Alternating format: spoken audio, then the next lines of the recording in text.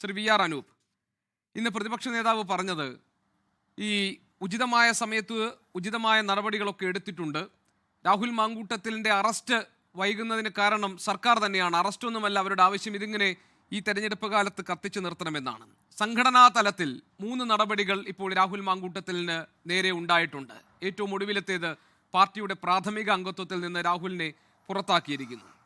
ഇത് മറ്റാർക്കെങ്കിലും സ്വീകരിക്കാൻ കഴിയുമോ എന്ന കോൺഗ്രസിൻ്റെ വെല്ലുവിളിക്ക് ഇന്ന് മുഖ്യമന്ത്രി പറഞ്ഞ മറുപടി, എവിടെ വിൻസെന്റിനെതിരായിട്ടുള്ള നടപടി എന്ന് ഒരു ചോദ്യമായിരുന്നു ഉണ്ടായിരുന്നത്. അതായത് ഇതുപോലെ സമാനമായ രീതിയിൽ ആരോപണം നേരിട്ട MLA-മാരെ പുറത്താക്കിയ ഒരു നടപടി കോൺഗ്രസിന് ഉണ്ടായിട്ടുണ്ടോ എന്നായിരുന്നു.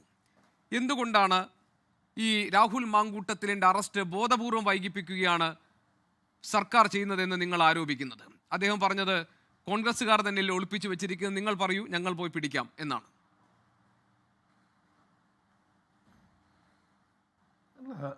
കോൺഗ്രസിൻ്റെ നിലപാട് വളരെ വ്യക്തമല്ലേ?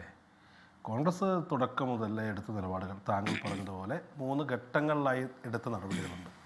ആദ്യഘട്ടത്തിൽ രാഹുലിനെതിരെ ആരോപണം ഉയർന്ന ഘട്ടത്തിൽ, പ്രത്യേകിച്ച് നിലവിലൊരു പരാതിക്കാരിയും ഇല്ലാത്ത സാഹചര്യത്തിലാണ് ആദ്യം അയാളെ കോൺഗ്രസ് പാർട്ടിയെ ഏൽപ്പിച്ച രാഷ്ട്രീയ ഉത്തരവാദിത്തത്തിൽ നിന്ന് യൂത്ത് കോൺഗ്രസിൻ്റെ പ്രസിഡന്റ് സ്ഥാനത്ത് നിന്ന് മാറ്റി നിർത്തുന്നത്. അതിനുശേഷം അയാളെ കോൺഗ്രസിൻ്റെ രാഷ്ട്രീയത്തിൽ നിന്നേ മാറ്റി നിർത്തി, പ്രാഥമിക അംഗത്വത്തിൽ നിന്ന് മാറ്റി നിർത്തി. അതിനുശേഷം പ്രാഥമിക അംഗത്തിൽ നിന്ന് എന്നേക്കുമായി ഒഴിവാക്കിയിരിക്കുന്നു. ആ അധ്യായം കോൺഗ്രസ് അടച്ചു കഴിഞ്ഞു. പക്ഷേ ആ അധ്യായം തുറന്നിരിക്കേണ്ടത് ആരുടെ ആവശ്യമാണ്? അത് ഈ സർക്കാരിൻ്റെ ആവശ്യമാണെന്നേ. ശബരിമല ചർച്ച ചെയ്യപ്പെടാതിരിക്കണം, അത്തരം വിഷയങ്ങൾ ചർച്ച ചെയ്യാതിരിക്കപ്പെടണം, ഈ സർക്കാരിൻ്റെ സംഘപരിവാർ അനുകൂല നയ നിലപാടുകൾ ചർച്ച ചെയ്യപ്പെടാതിരിക്കണം. ഞങ്ങളെ സംബന്ധിച്ച് രാഹുൽ മാങ്കൂട്ടം എന്ന് പറയുന്ന വിഷയത്തിൽ ഇനിയും മറുപടി പറയേണ്ട ഒരു ബാധ്യതയുമില്ല. ഇനി മറുപടി പറയേണ്ടത് ആരാ? രാഹുൽ മാങ്കൂട്ടത്തിൻ്റെ അറസ്റ്റ് വൈകിയാൽ കേരളത്തിൻ്റെ ആഭ്യന്തര വകുപ്പാണ് മറുപടി പറയേണ്ടത്. ഒരു കാര്യം അങ്ങ് മനസ്സിലാക്കണം, ഇപ്പോൾ ഈ പരാതിക്കാരി അടക്കം ഈ മുന്നോട്ട് വന്ന് പരാതി കൊടുക്കാൻ ഇടയാക്കിയ സാഹചര്യം എന്ന് പറയുന്നത് കോൺഗ്രസ് പാർട്ടി എടുത്ത നിലപാടാണ്. ഈ പരാതിക്കാരി വരുന്നതിന് മുമ്പ്, പരാതി രേഖാമൂലമുള്ളത് വരുന്നതിന് മുമ്പ് കോൺഗ്രസ് പാർട്ടി ഈ പറയുന്ന വ്യക്തിക്കെതിരെ നടപടിയെടുത്ത് ഞങ്ങൾ അയാളെ സംരക്ഷിക്കില്ല എന്നുള്ള വ്യക്തമായ സന്ദേശം കൊടുത്തതുകൊണ്ടാണ് കൂടുതൽ പരാതിക്കാരികൾ മുന്നോട്ട് വന്നത്.